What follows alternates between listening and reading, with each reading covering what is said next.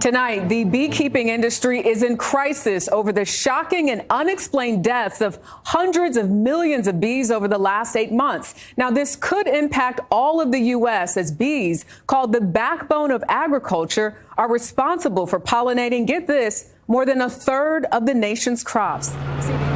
This is what an unfolding disaster looks like in the U.S. beekeeping industry.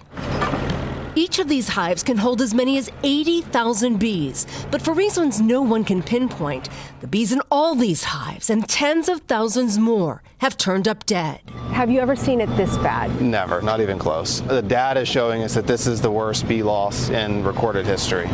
Blake Shook is one of the nation's top beekeepers.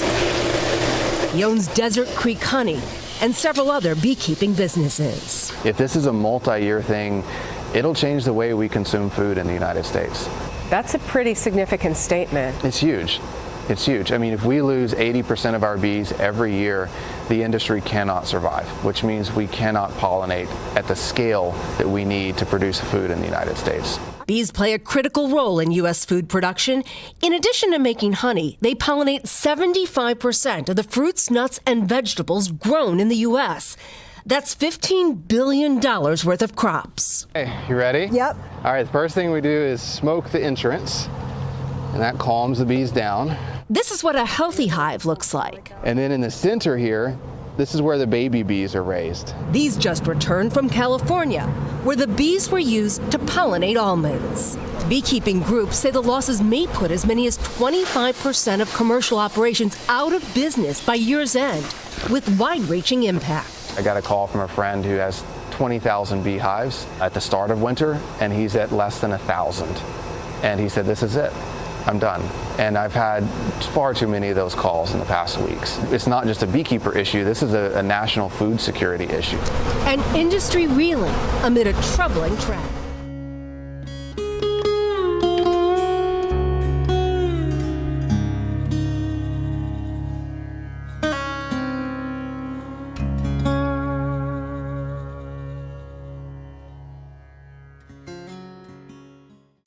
Well, today we have a early fall swarm that went into a house about a month ago, and my job today is to get them out of their house. And let me show you where they are. Going in and out of that hole. Looks like the siding guy didn't clog that hole. So I'll take you inside and I'll show you what we're doing inside.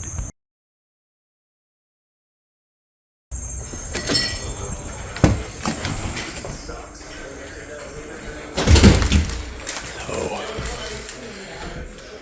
we're gonna have to open up this wall. I think they're right about there. Let's get into it. So, tough one today. The bees are not in the wall. So I cut these holes, and they're not there. You would think that they would be, and I'll show you.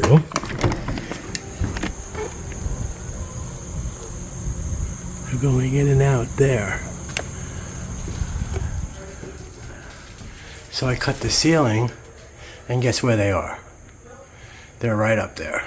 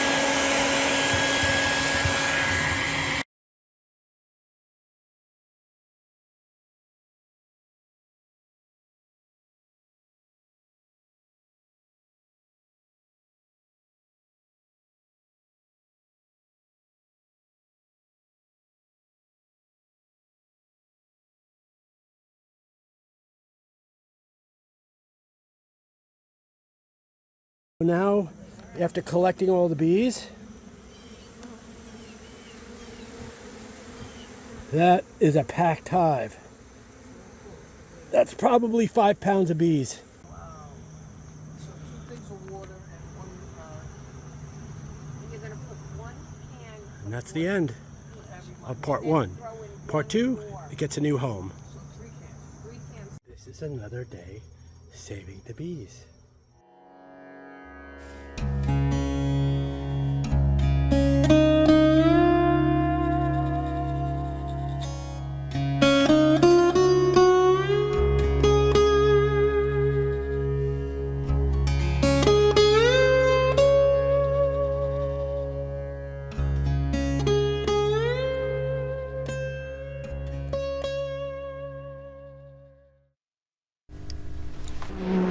Honeybees have some fascinating abilities, among them being able to communicate by performing a unique dance. It informs hive mates where a newly discovered food source is located. Every cycle of this waggle dance roughly describes the shape of the figure 8. Let's rewind and look in more detail. The bee only waggles on a part of its route, the straight run, indicated here by the waved line. The secret lies in the direction of the straight run, or to be more precise, in the angle between the straight run and the perpendicular, which in this case is 90 degrees to the left. This tells the other bees that food is available.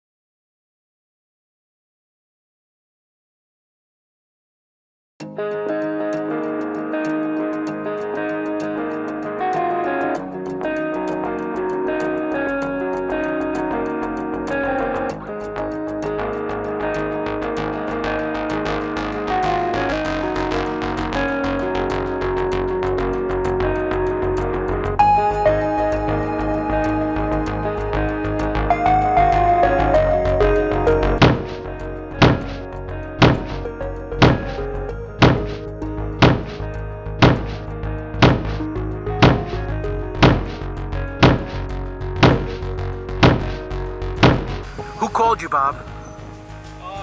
These homeowners, DEC and U.S. Fish and Wildlife. Okay. Got an assessment? A quick... This wing is bothering him. He's got some scraping on this wing.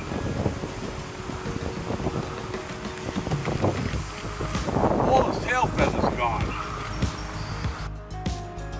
There are new ones starting to come in, but, I mean, he's missing 10 inches of tail feather. Other than that, he's healthy, he's alert. And he was semi-flighted. Because that was one hell of a cat. When an animal is debilitated and they sit still for a while, flies will come lay eggs on them. Within 24 to 48 hours, those eggs hatch into maggots. So the technical term is called fly strike. It looks like little yellow pieces of rice. And he's got thousands of them here. That's all got to be removed. He's missing half a pound. Oh. Will those grow back, Bob? Not that much. Tell. I mean, he's thin. Nothing in his crop. He's spunky. Yeah. How's the color of his tongue? It's a male. It's small. It's a male. He's got injuries on this wing also. Same thing. So at some point he was using his wings both his wrists are straight. And there's also fly strike there too. So he's got a wing injury. If you can see this, the maggots are turning into flies. So he's been down for a while. It's very rounded and blunted, so it's not sharp anymore. But the rest of the talons are all normal. I mean, oh, here's another one. Look at that one on that side too. He's real old, this bird. And another part of his problem is he should have a long white tail.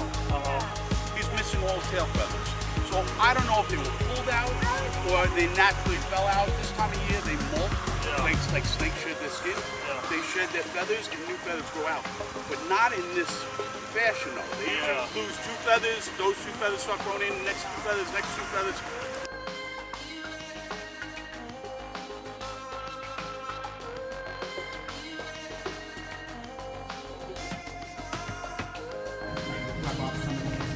That's how, yeah, just between your thumb and your pointer, you have to rub them away or else they stick on.